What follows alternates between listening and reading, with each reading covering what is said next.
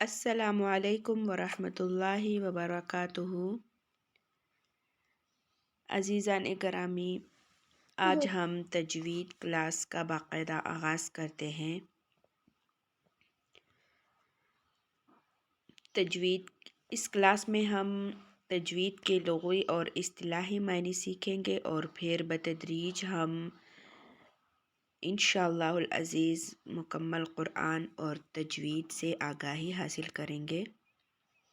اللہ تعالی ہمیں توفیق دے کہ ہم اچھے طریقے سے قرآن کو سیکھیں، پڑھیں، اس پر عمل کریں اور دوسروں کو بھی بتائیں۔ کلاس نمبر 1 میں ہم سیکھیں گے لغوی معنی اور اصطلاحی معنی۔ تجوید کے لغوی معنی ہیں سجانا، سنوارنا، عمدہ کرنا، خوبصورت بنانا۔ یعنی جیسے انسان اپنا گھر، اپنا کمرہ یا خود کو سنوارتا ہے، اچھا بنانے کی کوشش کرتا ہے کہ میں دوسروں کی نظر میں اچھا لگوں، تو اسی طرح قرآن کا بھی یہ حق ہے کہ اس کو خوبصورت اور عمدہ طریقے سے پڑھا جائے۔ اور قرآن کے اصطلاحی معنی ہے قرآن مجید کو عمدہ اور خوبصورت کر کے بنا سنوار کر پڑھنا۔